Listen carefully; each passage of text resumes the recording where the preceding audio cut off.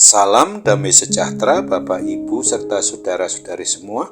Untuk memulai renungan tentang firman Tuhan ini, mari kita bersatu dalam doa.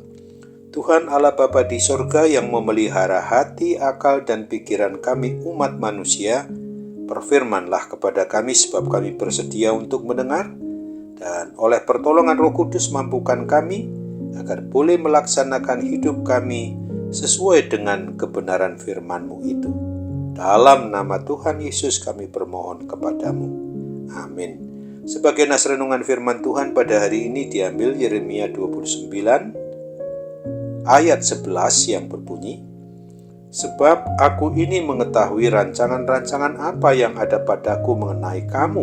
Demikianlah firman Tuhan, yaitu rancangan damai sejahtera dan bukan rancangan kecelakaan, untuk memberikan kepadamu hari depan yang penuh harapan."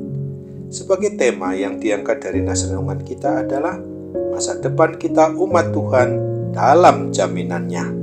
Kita umat manusia milik Sang Pencipta dan Pemelihara hidup dan mati kita ini tidak perlu takut di dalam memperlakukan hidup atau melaksanakan hidup ini.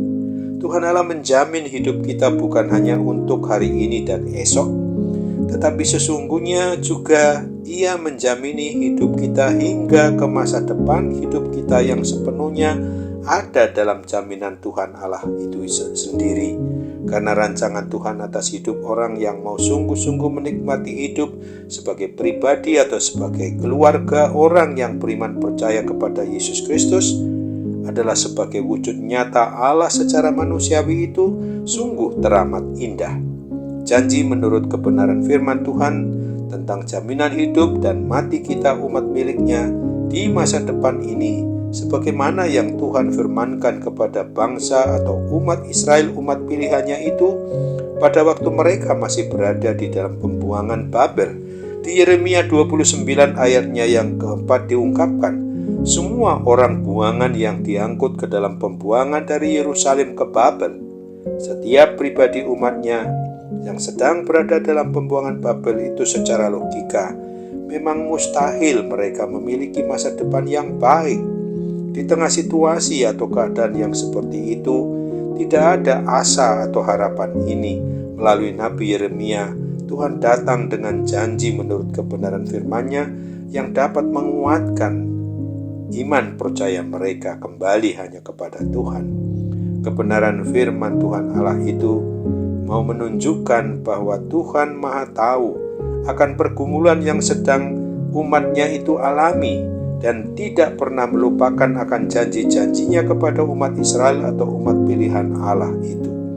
Sesungguhnya di dalam kehidupan kita juga sebagai Israel baru pada masa kini, perlu kita sadari betul bahwa seberat apapun pergumulan atau persoalan atau permasalahan yang sedang kita alami pada waktu sekarang ini, sesungguhnya Tuhan tidak pernah mau meninggalkan kita, umat atau anak-anaknya.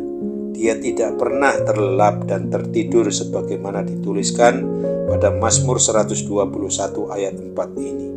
Sesungguhnya Tuhan tahu apa yang kita perlukan. Tuhan memberikan perintah kepada bangsa Israel, dirikanlah rumah atau untuk kamu diami, buatlah kebun untuk kamu nikmati hasilnya. Yeremia 29 ayat 5. Membangun rumah berbicara mengenai rumah rohani atau membangun mezbah doa dalam kehidupan keluarga. Mereka juga diperintahkan untuk membuat kebun atau membuka ladang, membuka lahan pertanian, tanah yang baru. Ini berbicara tentang pembaharuan hati. Tanah hati kita harus diolah dan dipersiapkan terlebih dahulu sebelum benih ditaburkan. Di dalam 2 Korintus 9 ayat 10 dinyatakan bahwa Ia menyediakan benih bagi penabur dan roti untuk dimakan. Ia juga yang akan menyediakan benih bagi kamu dan melipat gandakannya, menumbuhkan buah-buah kebenaranmu. Sesungguhnya pada waktu rumah doa itu sudah dibangun, di mana ada penyembahan, pujian, dan pemuliaan bagi kebesaran nama Tuhan, maka kita sebagai umatnya ini sungguh harus sadari naik ke hadirat Tuhan dan hati kita siap sedia bagaikan suatu tanah yang baik, maka saat waktu itulah Tuhan Allah menaburkan benih menurut kebenaran firman-Nya itu, sehingga benih itu dapat tumbuh dan berkembang mengeluarkan hasil buah yang banyak. Pada suasana tahun baru yang baru kita masuki, tepat di hari yang pertama, bulan yang pertama di tahun 2024 hari ini, mari kita ingat akan firman Tuhan yang ditulis pada 2 Korintus 5 ayat 17 ini. Jadi siapa yang ada di dalam Kristus, ia adalah ciptaan yang baru. Yang lama sudah berlalu, sesungguhnya yang baru sudah datang. Amin. Mari kita kembali bersatu dalam doa.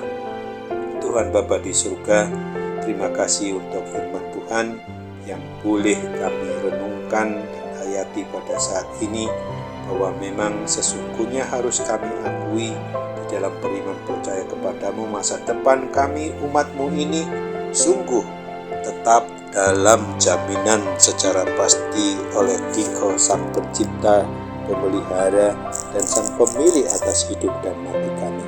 Ini kami sungguh-sungguh mau serahkan segala pergumulan kami, persoalan yang masih saja ada di tahun yang baru ini, tetap dalam penyelesaian maupun solusi jalan keluarnya. Kami percaya itu Tuhan akan anugerahkan kepada kami, baik sebagai pribadi maupun keluarga. Ketika kami juga sudah bisa meninggalkan tahun yang lama, itu berarti segala persoalan yang lama yang sudah Tuhan selesaikan, dikala kami juga mempunyai hubungan yang indah untuk saling bermaafan di masa yang lalu, maka itu harus kami tinggalkan.